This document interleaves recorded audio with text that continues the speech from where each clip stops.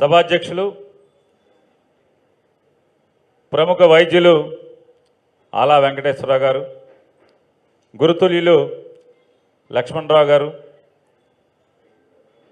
దోనెంపూడి శంకర్ గారు, CPI party senior నాయకులు, అలాగే సిపిఎం పార్టీ కార్యదర్శి శ్రీనివాసరావు గారు, అలాగే డాక్టర్ వసుంధర గారు, అన్నిటికీ మించి మెడికల్ కాలేజీలు ప్రైవేట్ పరం కావటానికి వీల్లేదు. ప్రభుత్వ మెడికల్ కాలేజీలన్నీ కూడా ప్రజల ఆస్తిగానే మిగలాలనే ఉద్యమానికి చేయూతను అందిస్తాకి వచ్చేసినటువంటి ఇక్కడ ఆశీలైనటువంటి ప్రతి ఒక్కరికి, అలాగే ఇక్కడ జరిగేటువంటి లేదా ఇక్కడ ప్రజల గొంతుని, ప్రజల ఆలోచనని ప్రపంచానికి వినిపించటానికి, చూపించటానికి ప్రయత్నం చేస్తున్నటువంటి మీడియా మిత్రులందరికీ నా హృదయపూర్వక నమస్కారాలు తెలియజేసుకుంటూ, అలాగే లక్ష్మణ్ రెడ్డి గారు నడుం కట్టి ఏ ప్రభుత్వం ఉన్నా ఇతోధికంగా ప్రభుత్వాలు ప్రజా వ్యతిరేక నిర్ణయాలు తీసుకున్నప్పుడు 10 గడ్డిపోకులను తీసుకొచ్చి పేని మోకుం చేసినట్టుగా ఆయన ప్రయత్నంగా లక్ష్మణ్ రెడ్డి గారు, జగన్మోహన్ రెడ్డి గారు ముఖ్యమంత్రిగా ఉన్నా, లేదా నారా చంద్రబాబు నాయుడు గారు ముఖ్యమంత్రిగా ఉన్నా, ఎవరు ముఖ్యమంత్రిగా ఉన్నా ప్రభుత్వం చేస్తున్నటువంటి ప్రజా వ్యతిరేక నిర్ణయాలని నిలదీయటంలో మనుషుల్ని పోగేసి మలేసి దాన్ని ఒక బంధంగా, అంటే మంచి మోకుగా తయారు చేసి ప్రభుత్వాన్ని నిలువరింపు చేసేదానికి చేస్తున్నటువంటి లక్ష్మణ్ రెడ్డి గారు కూడా మనస్ఫూర్తిగా నమస్కారాలు తెలియజేసుకుంటూ, వాళ్ళ పెద్దలు చాలామంది మాట్లాడారు. నేను ప్రధాన వక్తను కాదు, కానీ ఊరికే అధికార పార్టీలోకి వచ్చేటువంటి లేదా అధికారుల నుంచి కింద పడినటువంటి రాజకీయ పార్టీ నుంచి వచ్చాను కాబట్టి నేను ప్రధాన వక్త అయ్యాను. కానీ నాకంటే విఘ్నులు, మేధస్సు ఉన్నవాళ్ళు, అవకాశం రాక అధికారం ఎక్కలేకపోయినటువంటి అనేక మంది ప్రజల యొక్క తరపున పోరాటాలు చేస్తున్నటువంటి అనేక మంది వేదిక మీద ఉన్నారు, మాట్లాడుతున్నారు, మాట్లాడి వెళ్ళారు. అదే మనకి అదృష్టవశాత్తు రాసి ఉంది, 3 సార్లు ఎమ్మెల్యే అయిపోయాం, అధికారంలో ఉండిపోయాం. ఆ పార్టీలు అంటే నేను ఎంచుకున్నా లేదా మా కుటుంబం ఎంచుకున్న పార్టీలు అటువంటివి కాబట్టి ఆ రకంగా అట్రాక్షన్ వచ్చేసింది. కాబట్టి నేనేమి ప్రధాన వక్తన కాదు. అయితే వైఎస్ఆర్ కాంగ్రెస్ పార్టీని రిప్రజెంట్ చేయడానికి మాత్రం పార్టీ గొంతుగా జగన్మోహన్ రెడ్డి గారి యొక్క ఆలోచనని మీ ద్వారా ప్రజలకు తెలియజెప్పడానికి, అలాగే మీరు చేస్తున్నటువంటి పోరాటంలో జగన్ కూడా మీతో ఉన్నాడు, మీ వెనక జగన్ కూడా ఉన్నాడు అనేది చెప్పడం కోసం నేను ఇక్కడికి ఈరోజు రావడం జరిగింది.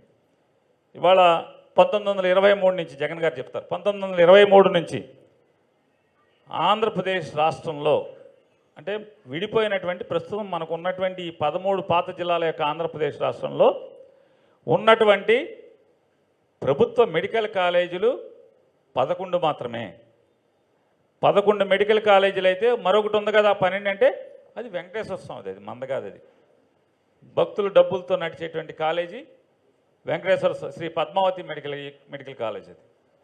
సో దేవుడిది ఒకటైతే ప్రజలై 11 మెడికల్ కాలేజీలు.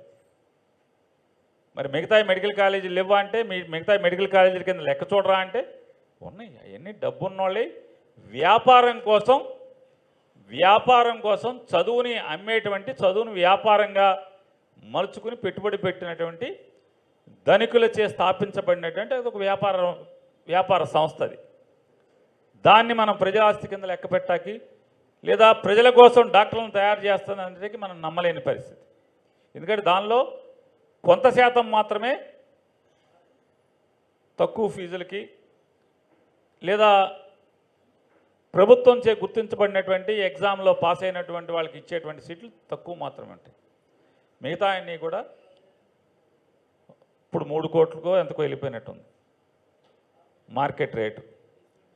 మరి 3 కోట్ల రూపాయలు పెట్టి చదివించేటువంటి, చదువుని కొనేటువంటి తల్లిదండ్రులు ఎంతమంది ఉంటారు ఈ రాష్ట్రంలో? మనకి దురదృష్టం ఆంధ్రప్రదేశ్ రాష్ట్రానికి ఎలా దాపురించిందయ్యా అంటే ఎన్టీ రామారావు గారి ఆలోచనల నుంచి దాపురించింది. అంటే ఎన్టీ రామారావు ఏం చేశాడంటే పాప ఆయన పైన ఉన్నాడు కదా అంటే మరి ఇట్లాంటి వాడిని అల్లుడిని కాకుండా ఇంకెవరికన్నా ఇచ్చుంటే కనుక మంచి అల్లుడు వచ్చేవాడేమో కదా. ఈ చంద్రబాబు నాయుడు గారికి పిల్లని ఇవ్వాలని ఆయన ఆలోచన చేయబట్టి పిల్లని చేసుకోబట్టి వాళ్ళు మనకి కర్మ కడితే లేకపోతే మనకేముంది ఈ రాష్ట్రానికి కర్మ లేదు కదా. అంటే ఆయన వస్తే కర్మ మీరు వస్తే మంచిదా అంటే ఆయన ఆలోచన సరళ ఎలా ఉంటుందని చెప్పేది.